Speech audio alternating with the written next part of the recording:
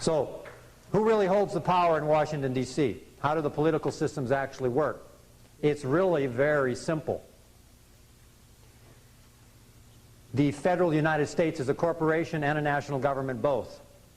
When the federal government went bankrupt for the first time in 1930, which may be news to some people, but to others it's not news.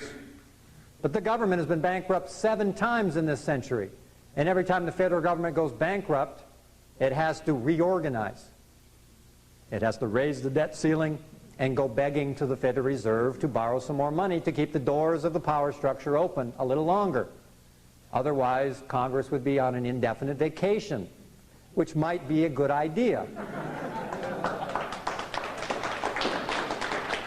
I would pay for a vacation, a permanent vacation for all of Congress for 5 years or so, and then maybe we could reinvent this thing, actually reinvent it, not Bill Clinton's reinventing government plan, but really reinvent it from the citizens' point of view this time, from the sovereign, we the people point of view once again. Who really directs the federal United States are the creditors. This is no great mystery to those who understand the law. Now, if you are a bankrupt company, corporation, or individual, who directs your affairs? Your creditors do. A bankrupt entity no longer has the legal power or authority to direct its own affairs. Every time the federal government went bankrupt, it had to transfer its authority over to its creditors in order to reorganize the assets to resolve the bankruptcy to the satisfaction of the creditors. Otherwise, they would go on permanent vacation. And so it's very easy to see why the elected representatives and the president and all the agencies of government are so beholden to the creditors of the federal United States, who actually direct the government. The secret government that we talk about is, yes, there is a secret government, and there's FEMA, and there's people impersonating presidents, but more than that, it's behind the power structure. The invisible power structure here is pulling the strings of the creditors, who are in fact then directing the United States federal government. If you wonder why NAFTA and GATT were passed with so little debate, it's because it was all smoke and whistles.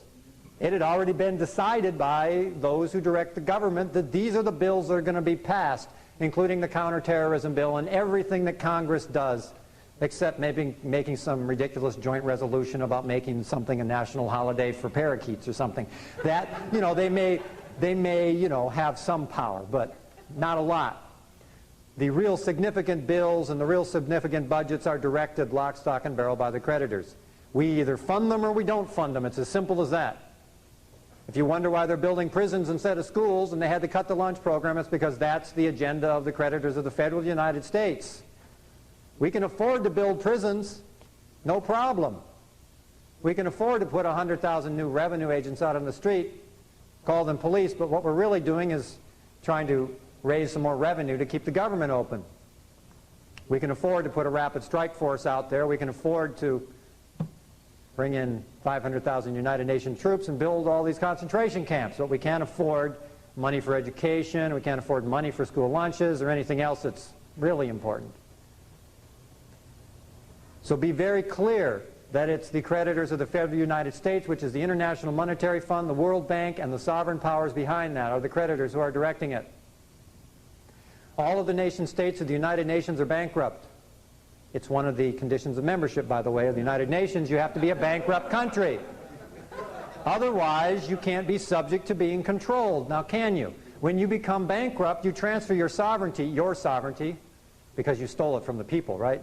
You stole your sovereignty from the people in the states, and now you basically hand it over to the creditors, to direct the affairs of the nation and the spending policies, etc., etc. So how did all this happen? Well, we'll have to talk a little bit of economics in order to see how this historically happened. Now, as you probably know from reading your Constitution, that Congress has the authority to coin money, which is gold or silver, and that's what a constitutional money system comprises. The Founding Fathers were pretty smart about a number of things, and that was one thing. They knew that as soon as they issued paper money substitutes or created a national banking system, it wouldn't be very long before the international bankers were controlling not only the government but the economic system. And so that's why they put us on a gold standard and made it a constitutional standard. When the Constitution was first created, it was created as an ultra-sovereign canon law trust. All governments, nation states, and sovereign powers operate within trust structures. All of them. We can also operate in trust structures, and we'll talk about trusts in a little bit. But the original ultra-sovereign canon law trust was merged from both the common law of the Constitution and England, but also the canon laws from the Pope, when the ultra-sovereign canon law trust was created in 1776. And we, the people, were the trustees of that trust up until 1913. In 1913, the Federal Reserve Act created a joint stock trust that replaced the ultra-sovereign canon law trust and made we, the international bankers, as the trustees of that trust, and assigned the U.S. citizens as beneficiaries of the trust. The trust structure that existed in 1776 was replaced with another one. That's called a coup d'etat under law. It was done by law. It was done legally. Okay? All of this usurpation has happened legally. Not lawfully, legally.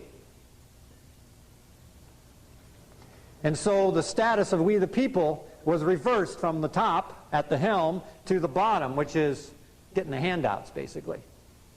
Free lunches, food stamps, welfare, whatever, civil rights, whatever we want to hand you guys.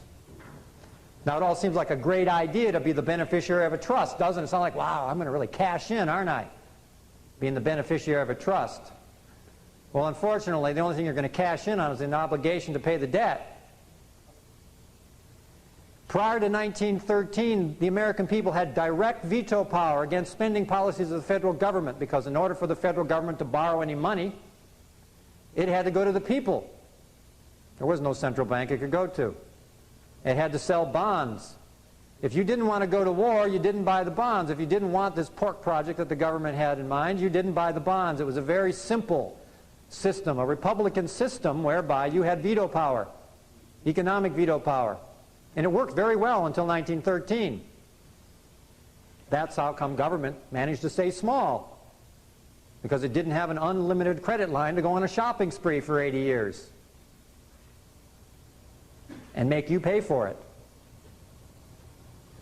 So in 1913, there was this convenient new arrangement made. The Federal Reserve Act created an unlimited credit line for the federal United States government to borrow directly from the Federal Reserve Bank, and obligated the American people to pay it back, completely bypassing what was our veto power, and they no longer had to come to us directly to ask permission to fund something. They went directly to the bank. Now, if you go to the bank and want to borrow some money, what do you got to do? You got to put collateral up, right? They're not going to give you a $5,000 loan if you have no collateral, if it's unsecured. You're going to have to put up your house, your car, or your land or something, right? Well, it's no different for the government, except the government doesn't have any assets. That's the difference. And so instead of putting up the assets they didn't have, they put up your assets. They said, here, we'll make you a deal. You lend us all the money, and we're going to collateralize first the gold, and then the land, and then the corporations, then the national parks and forests, then the birth certificates, until we've collateralized all the tangible property in the United States of America. The first thing they collateralized against the debt in 1913 was the gold. It's called hypothecate. It's a legal term, means that theoretically, if you can't pay it off, hardy har har, we're going to take the collateral, which they did in 1933. It only took 17 years under this new arrangement for the federal United States to go bankrupt the first time. Only 17 years before they couldn't service the debt, the interest on the debt of the money that they had borrowed.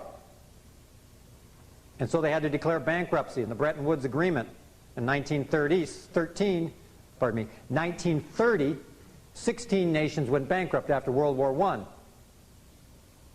And this was one of them, the United States, federal United States.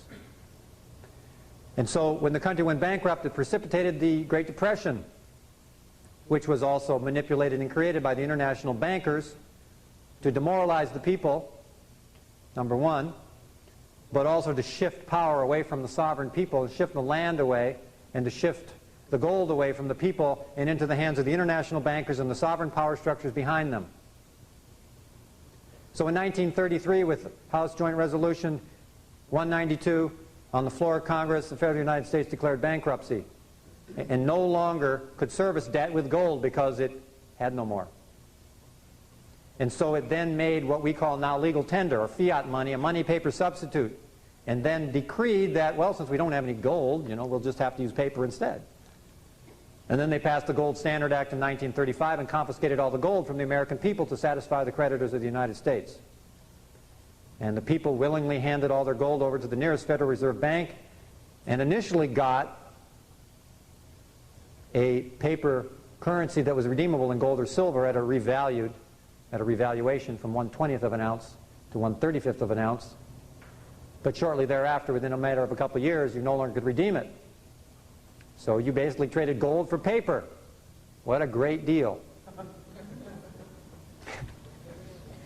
That was the first bankruptcy. And ever since that point, we have been proceeding down the road of an exponential debt curve whereby there is only one possible conclusion of an economic system set up on an unsound and unsustainable basis, which is bankruptcy. Not just for the government, but for all the people as well. And so the federal government went bankrupt, and every time it's gone bankrupt, it's transferred more of the assets of the American people over to the international bankers. And because the American people are not aware of the nature of ownership, the nature of titles, the nature of sovereignty itself, we allowed that to happen. A deed is not title. You do not have title if you have a deed. You can pay your mortgage for 30 years, and you will not own your property. You only have a deed. A deed is not a title. A title is the land patent. It's called an allodial title.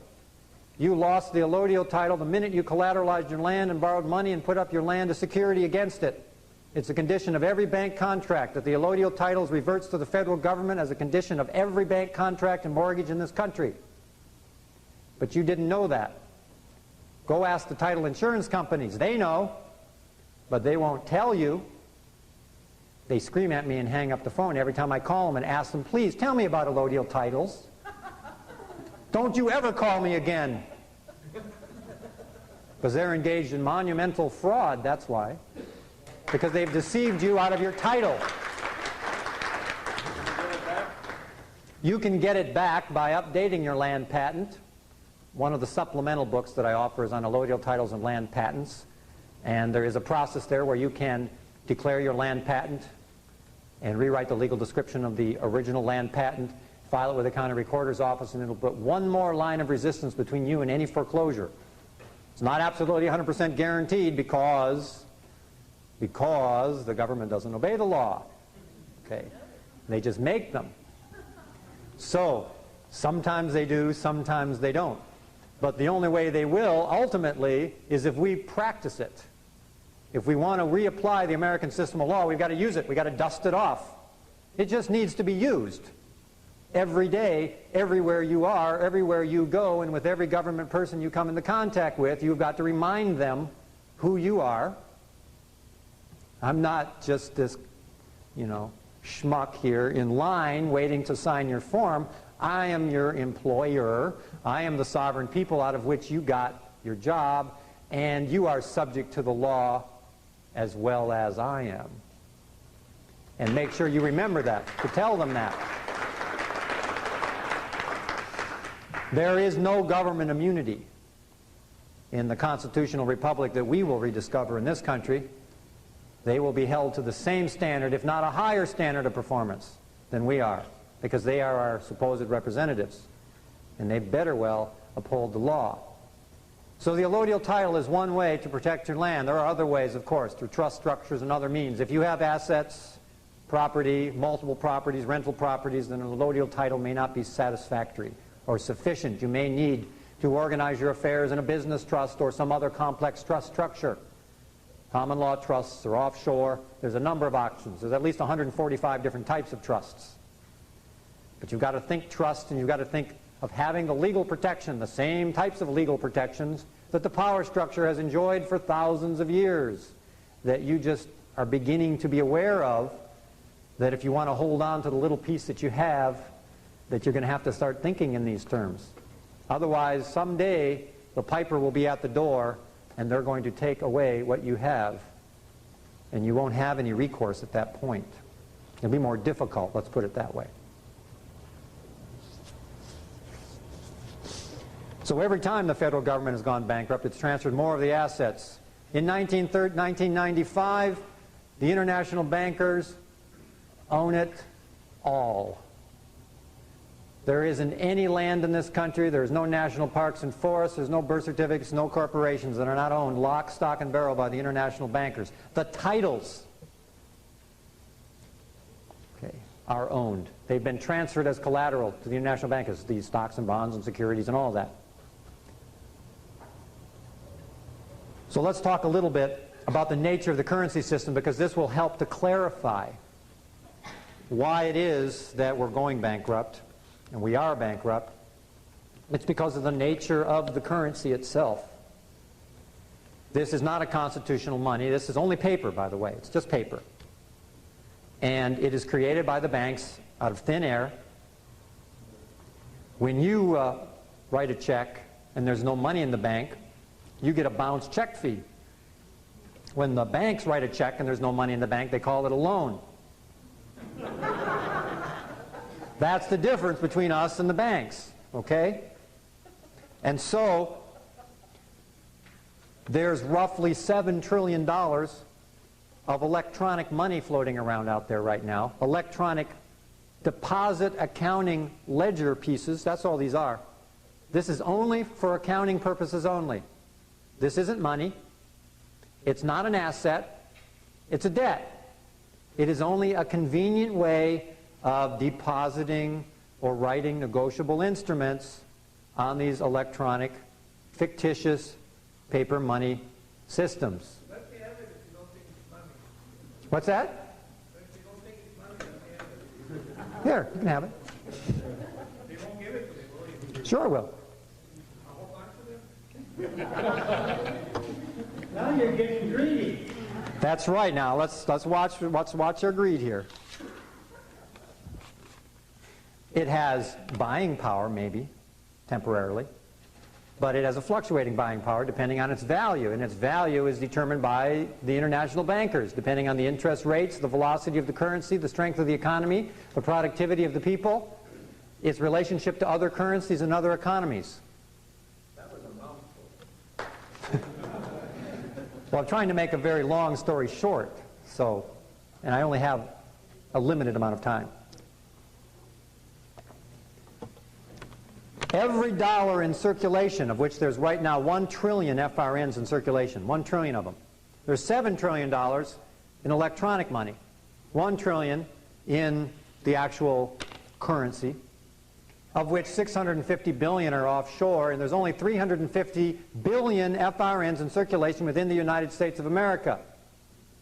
Divide that by the population, and you'll understand why people are constrained, why the economy is contracted, because the money supply is contracted. There isn't a lot of money supply. But more importantly than money supply is the velocity of money. That is really the key factor. It's not so much that there's only 350 billion of these, but how fast do these exchange hands? You could stimulate an economy in this room very quickly if you were all willing to offer goods and services to each other for 20 bucks. And just watch the velocity create an economic system. But as long as we are holding on to it like this, scared to let it go because it's my last one, and I've got to pay my rent and I've got to do all this stuff, economies stifle when there's no velocity. There's no velocity because there's no trust, there's no community organization, and also we don't understand the nature of it. When you understand the nature of it, that this is only a tool to create an economy, unfortunately this tool creates an economy that transfers all the wealth from the people to the hands of a small few who pull the strings of this New World Order. And so you've got to understand the nature of money, because we are so psychologically off base with regards to it. We have a lot of addictions around it. We make a lot of decisions in our lives based on we have it or we don't. And we neglect things that we need in our lives sometimes. Something we need for our health, something that we need for our children, something we need to eat even, because we don't have these. We suffer a lot because of what we think this is. And there are alternatives. Every one of these that are in circulation incurs a debt.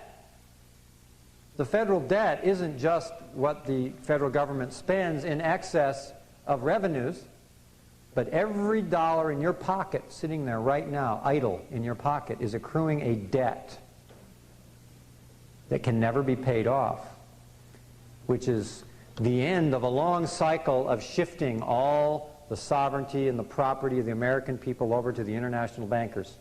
And we barely noticed. That's how sublime and so clever and so gradual it was.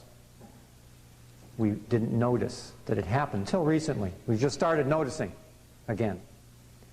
So every dollar in circulation, all that $1 trillion in circulation, is incurring a debt right now, and interest at the prime rate. Every dollar in circulation, which can never be paid off. I'll give you a few examples of a few ways that the banking system makes money. The U.S. Treasury still prints these at 3 cents apiece for a $100 bill. The Federal Reserve Bank buys it for 3 cents, then loans it back to the federal government for $100 plus interest. Pretty handsome profit, wouldn't you say? $99.97 profit on every $100 bill in circulation, plus interest. Well, if I had a scam going like that, it wouldn't take very long for me to have all of your property either. Or anybody else who had a scam going like that. It wouldn't take very long until you had everything. Now, would it? That's only one way that the banks make money. The other way that they make money is through the fractional reserve banking system, which is that when you deposit a $100 bill in a bank, the bank only has to keep a certain percentage of that on reserve. It used to be 20%, then it was 10%, and now it's like 3% right now. So, which that means if you deposit a $100 bill in the bank only has to keep $3 in the drawer in case you come back for it. The other $97, it instantly loans out at prevailing rates of interest and speculates on derivatives and speculates on real estate and buys all kinds of things. That's pretty good leverage, wouldn't you say? I think we should all create our own bank. Yes. I think we need to create our own bank. First, you set up a community trust structure, and then you appoint everybody as a managing director of a trust. You set up a trust account for everybody. Everybody pools all this together. You buy gold and silver with it. You invest it, and you pay dividends back to everybody in the community. That's how we could run an economic system and completely bypass the federal government and the international bankers. Every community could do that. Every church could do that. Every organization could do that. Every family could do that. And watch the wealth start shifting back into your hands again instead of into the hands of those who really don't care about your wealth. The New World Order has no concern for your money, really. They just want power and control. That's all they want. Because they're scared and insecure.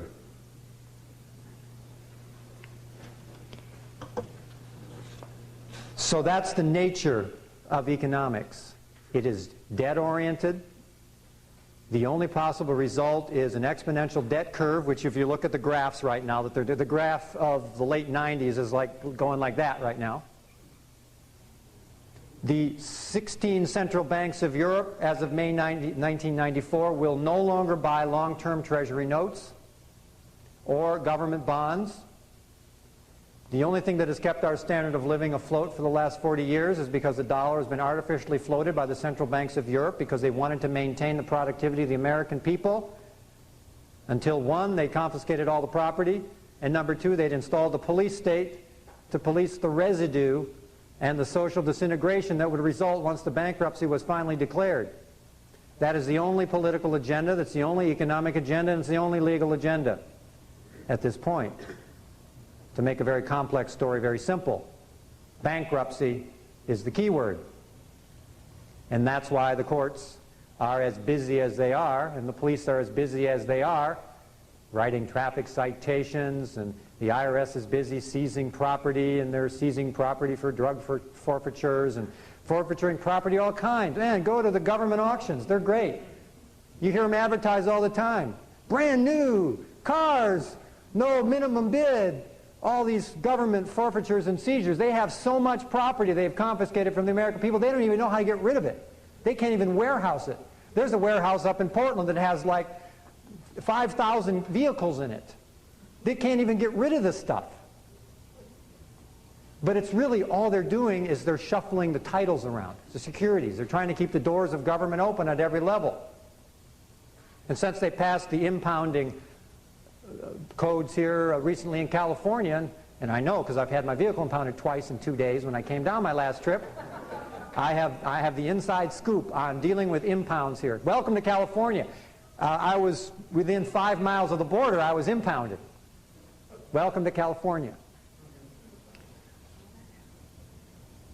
Well, because I'm one of those nutcases that was driving around without license plates or without driver's licenses, and I had flags waving out the back of my window saying, "Come and get me."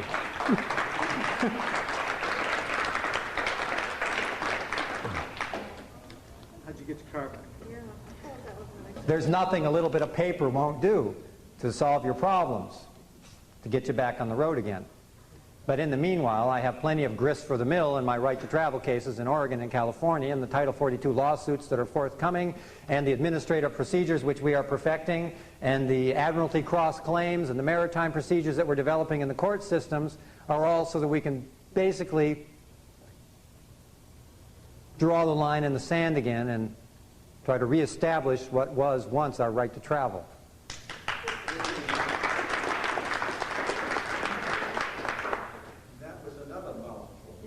That was, but see, your minds are working great. You see, you didn't skip a beat. You went right through. You got the whole thing, right? I did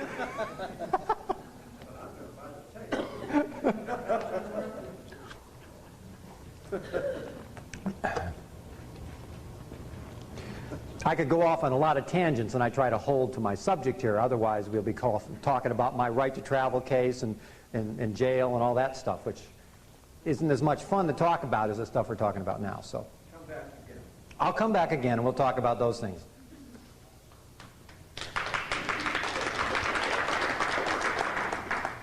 I was talking about the impounding, and the reason that they have the impounding laws here, the reason they've passed them and are aggressively enforcing them is because the governments are desperate for revenue. And it depends on the county. It really varies.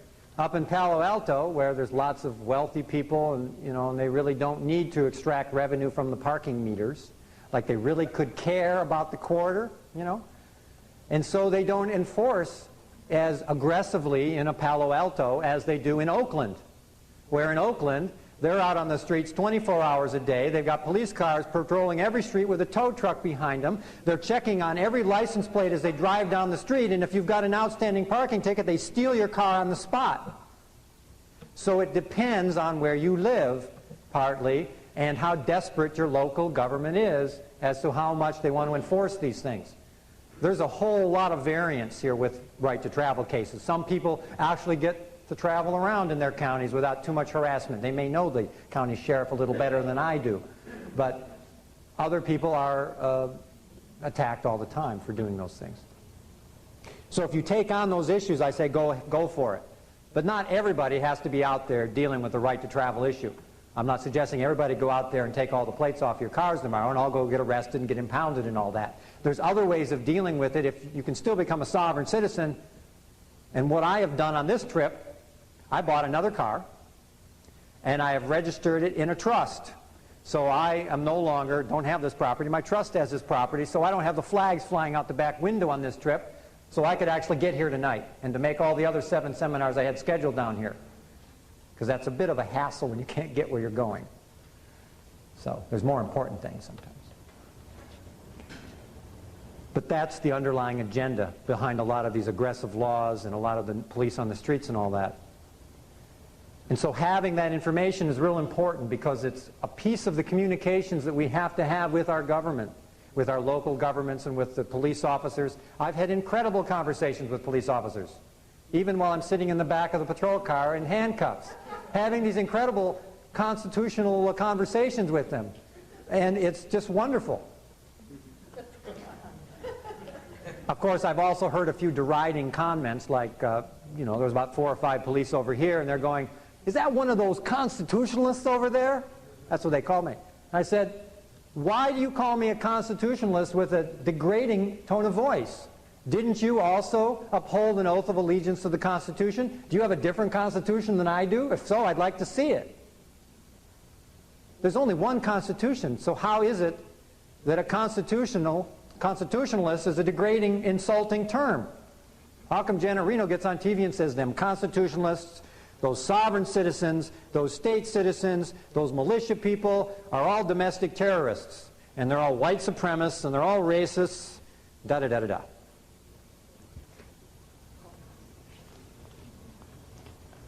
I don't want to be all thrown in that big pot, you see. Not that it's not good company. It's just that I think we need to make some clear distinctions here.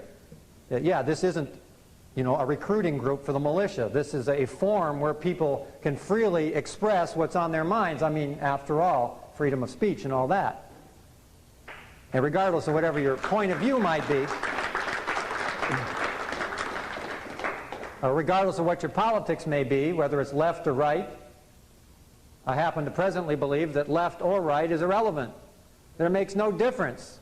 And we've got to stop pointing fingers at liberals or conservatives or Republicans or Democrats, and all that is a distraction that keeps the American people divided from the real issues and the real ones who are trying to take over here.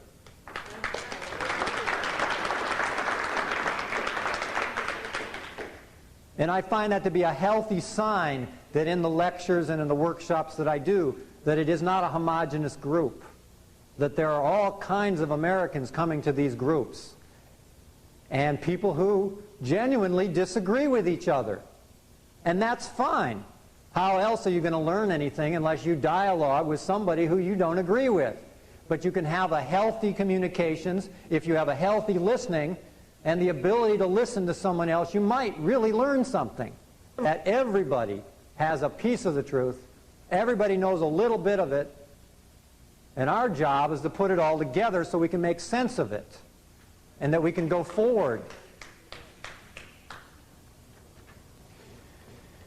So that's about all I need to say about the economic system. We've looked at the political system. We know that it's linked into the bankruptcy. We know the foreign powers are directing it, and the creditors of the federal United States. The economic system is a debt-oriented system. It is bankrupt financially, morally, and politically.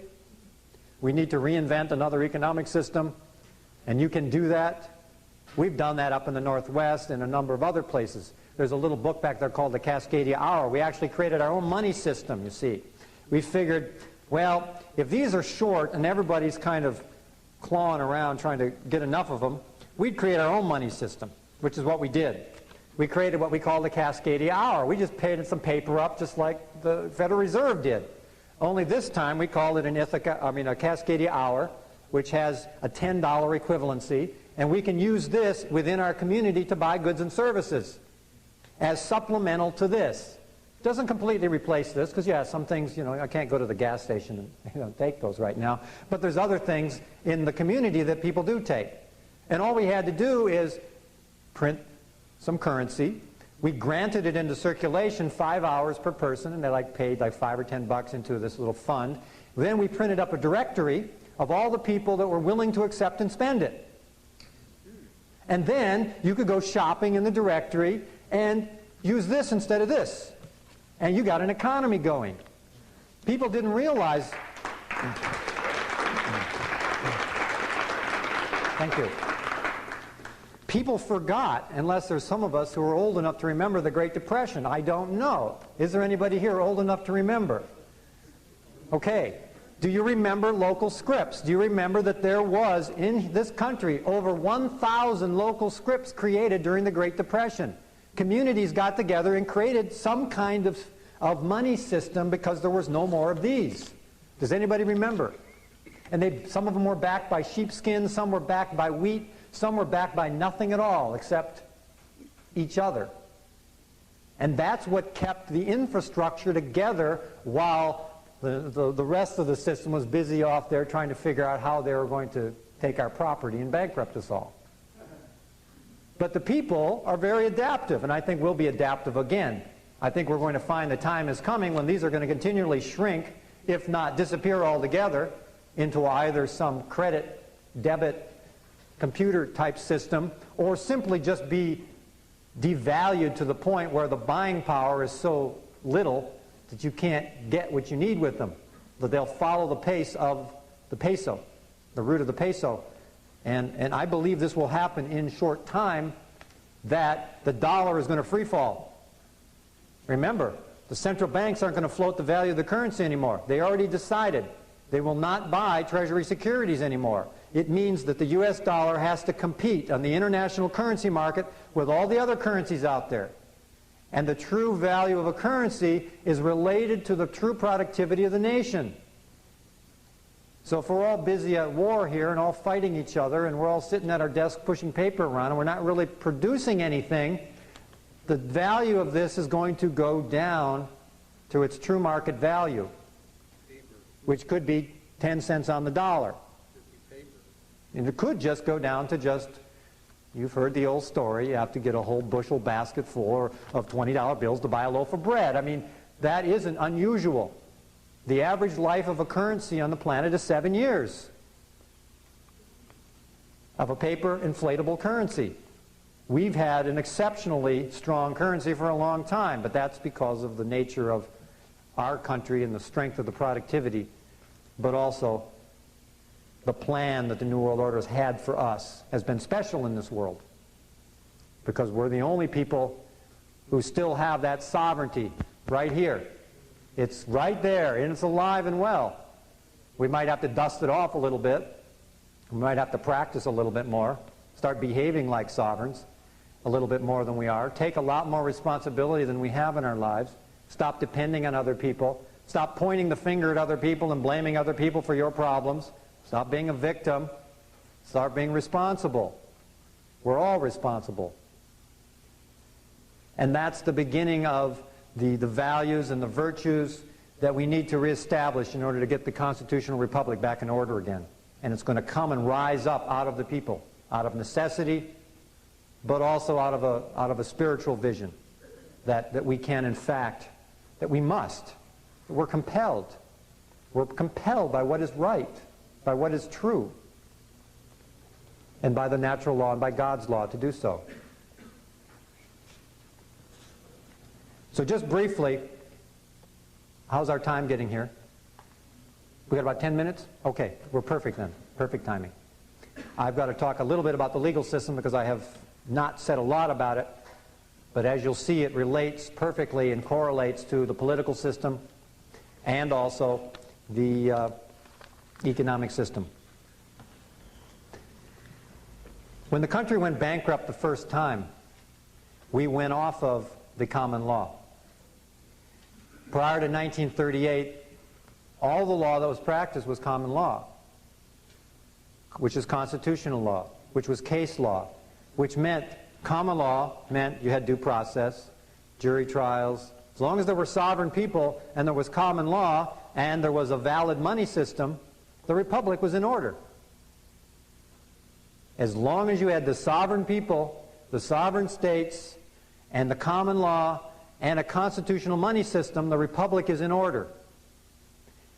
When the sovereign people begin disappearing, when the country goes bankrupt, then the common law disappears, and then you have negotiable instruments law or bankruptcy law.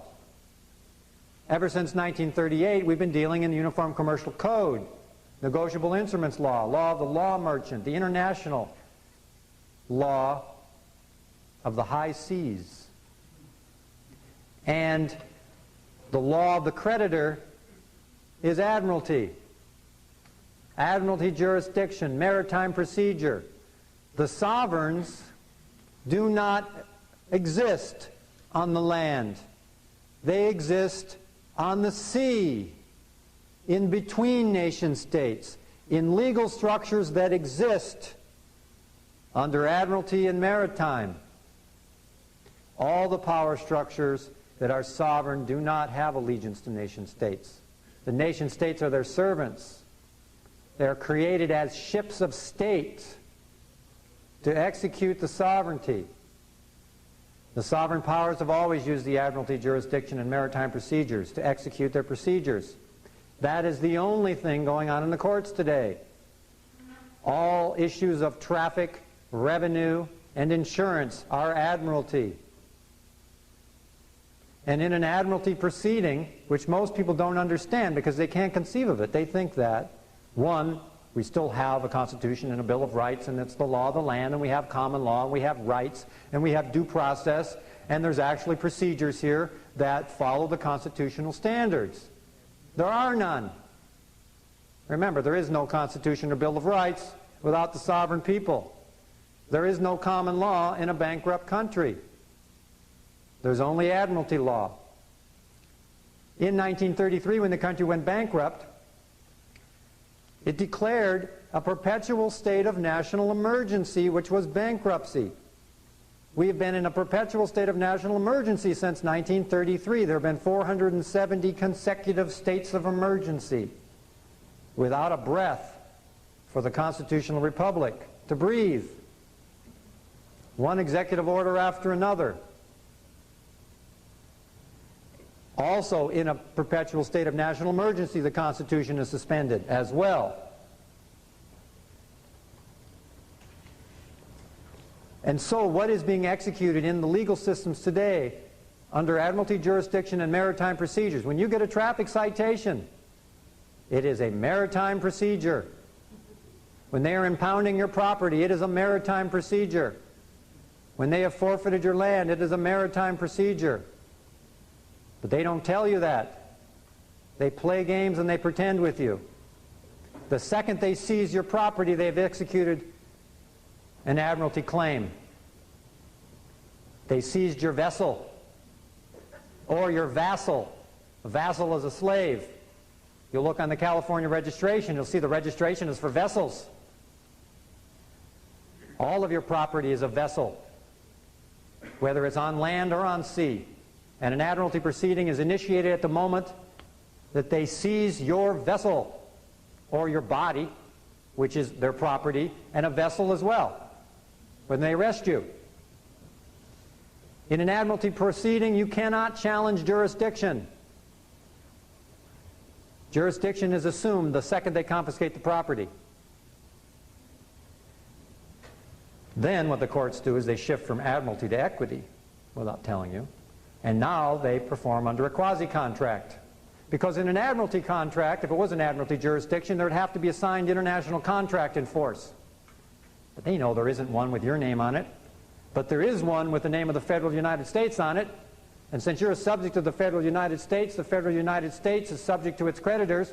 The creditors are the insurance underwriters of the debt of the Federal United States, executing an admiralty claim in the court systems.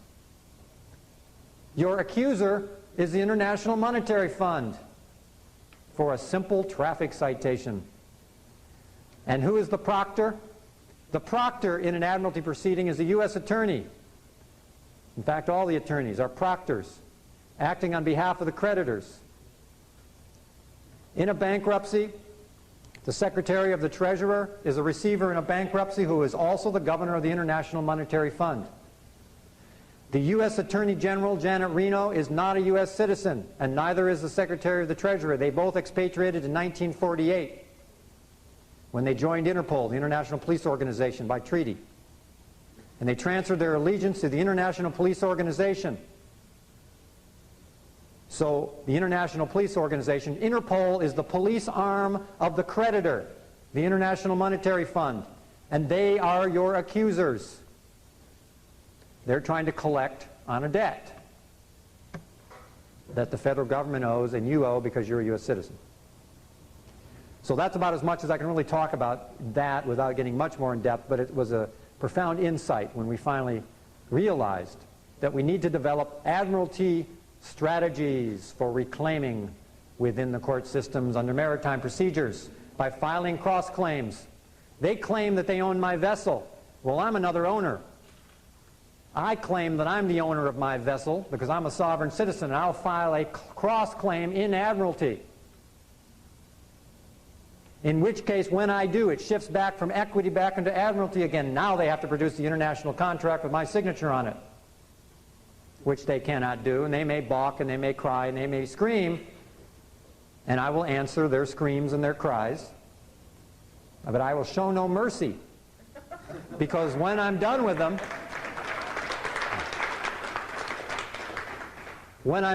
I will file a cross libel, which will then shift it from an admiralty to a common law.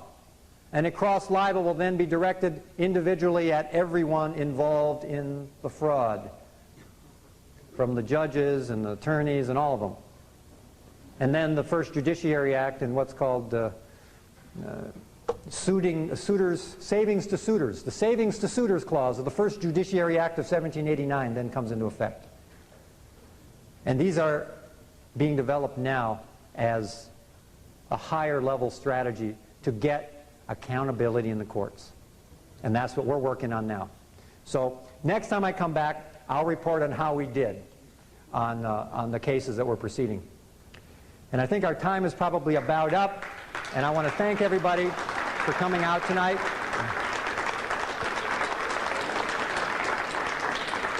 Thank you. Thank you so much. Thank you so much. Yeah, we can take questions. We're going to have a quick question and answer. We'll take about 8 minutes. We have a microphone set up right here in the back. Ron, if you'll take this microphone, we're going to have a double line. Anybody that has any Will you go back and handle my book table? All the books are 30, the new service is 5. A question for Johnny. Not editorials. I don't want to hear your life history and what you've done. Questions for Johnny only. If you get into an editorial, we'll cut this out. So if you'll step right up here, and Johnny, you're ready. Take it. Over here, please. Okay, I guess we're going to go find the microphone here. After the question period, I'm going to be behind here for some time, and I'll have books back there and other things, and we can talk later. So let's go with the first question. I wonder if you could address the difference between being a resident and citizen. Sometimes like when I explain things to people, they never seem to understand that. It's kind of something you can touch on. The legal definition of a resident versus a citizen. Okay, it might help clarify that a resident is a corporate citizen with a little c. What you are as a sovereign citizen with a big C is you are domiciled in a state, or you are an inhabitant, a free inhabitant of that state. That's how you refer to yourself and make the distinction clear. A resident is a corporate citizen, by definition. How do you know if, like I bought my own property and built my house on it, how do I know if it's, what do you call it, a low deal in my name, or it's owned by the state? You can assume that it is owned and controlled by the state if you have a deed and haven't updated the land patent. I have a grant deed. You have a grant deed? Yeah, it's the same thing. It's still a deed. It's one of the many different types of deeds. What you need to do is update the land patent from the BLM, which used to be the Land Patent Office. You get an original copy, and then you rewrite the legal description, and then you file it back with the county recorder. And that's how you update the land patent. You give them notice to anybody with an equity interest in the property. They have 60 days to challenge you in court. If they don't, it is automatically updated. How do you give them notice? You give them notice by either publishing it in a legal publication for a period of time, or you actually send them a notice in the mail. During the Civil War, it's very confusing. What the prince, the Prince of England, who was the son of the King of England, was with the Southern Army, the Confederate Army, the Rebel Army. And it seems like the monarchy of England was for the South, but then they were supposed to be controlled by the banks of Europe. I think there's some exceptions to that. From my studies, the Bank of England was the primary sovereign behind the North and the Bank of France behind the South. Now, there might have been some personal family differences going on. Yeah, they helped us in the Revolution, too. Right. Yeah. So. If you've gotten a passport 8 or 10 years ago and you made the mistake of filling out with a social security number or making other mistakes, if you go down and get a new passport, can that be corrected from any errors you may have made in the past? Or is that a record there that stays forever? There is no record that stays forever. Anything that is done under mistake or error or under fraud or under misrepresentation or not full disclosure, you can revoke. And so if you've made a mistake in the past and entered into contracts that you really didn't understand the implications, you can revoke them. And you can revoke your signature, for example, on a traffic citation. If they force you to sign it under threat of arrest, you can either revoke it right there on the spot by putting without prejudice UCC 1-207 in the box, or the next day you can file an affidavit with the county recorder revoking your signature. I'd like to know what suggestions you have as to what's most important, in your opinion, for us to do at this time, personally on a small level and then a bigger level also. Thank you. Love your neighbors as yourself. The golden rule applies. Stockpile a certain amount of food and water and other items, and a surplus of certain things that you want to be able to trade with your neighbors, so that you really look out for your neighbors and everybody in your area. I think that's the most important thing. And then if you've got a little piece of extra energy left around, then you might want to confront the power structure in some regard. But begin by getting the home and the family and the community in order so that you can have a support group. I'd like to make a comment on what you just said. The Los Angeles County Recorder will not record anything unless they had an original document that you had filed years ago. Then they will revoke the you can revoke the signature on it. Now they will not record any new document. Well, the Los Angeles County Recorder has been inundated with state citizens for so long, they finally got wind that people are actually getting their rights back. So what has to happen is the county recorder has to be taken to task and sued, because the California codes specify very clearly what the performance of the county recorder is, and they are violating the law, and thus they need to be sued and taken to task for it. So that's what you need to do. And it's just another hurdle, but it's one that's going to have to be jumped over. They're not obeying the law. My question is, why do we have, what's the reasons for the national debt? The reason for the national debt? The national debt is a fiction. It doesn't really exist. It was created as a bookkeeping ledger, basically, to convince everybody to work real hard all of their life and end up with nothing and have it all transferred into the hands of a few people. It's a complete fiction. Whether it's a $15 trillion debt or a $5 trillion debt or a $50 debt, it makes no difference. We have to repudiate it, and basically as though it doesn't exist, because it doesn't really exist. And every contract that has been generated since the country went bankrupt is also a fraud and can be repudiated. I just wanted to comment on when you were referring to the Civil War and the Confederacy. There were some English constituents who were behind the Confederacy. They were waiting for a decisive victory of the Confederacy before they did something about the naval blockade and so forth. I just wanted to... Oh, good. I'm sure there are. I'm sure there's a lot of exceptions to the generalizations, indeed. Tell us a little bit about yourself and the organization that you represent, if there is one. Well, myself, I'm a whole systems educator, a researcher, and a teacher, and a writer. And the organization, the Cascadian Resource Center, is more of a network than it is an organization. We have about 105 different researchers around the country, and we collaborate with each other to try to share information, particularly in the areas of litigation and developing legal strategies. That's our primary focus right now in terms of action. I'm working with some Republicans on consideration of how to write up the voter registration, and I'm trying to put common sense in here to apply to patriots. Obviously, let's put it this way, the state citizens have an angle of which I think should have consideration here. Is there a way that the state citizen movement, those involved in state citizen, can vote under a given circumstance? Could the registration be written in a way in which the state citizen could feel comfortable without compromising their position? I suppose it's possible to do so. The voting, as we know have it in the forms, are only for United States citizens. Now, either the county elections department needs to be ordered to create the appropriate forms for the state citizens, number one, or the U.S. citizen forms, which unfortunately are a hidden contract too. They not only register you to vote, but they make you obligate you to the county, state, and municipal bonds. That is a contract, the voter registration. So you don't want to have that come along for the ride, so you wouldn't want to just simply cross out U.S. citizen and put state citizen, then the state citizen would be obligated to the bond. So either you've got to get the proper form work, or the state citizens need to re-inhabit the Electoral College, which was there as a check and balance against the popular vote.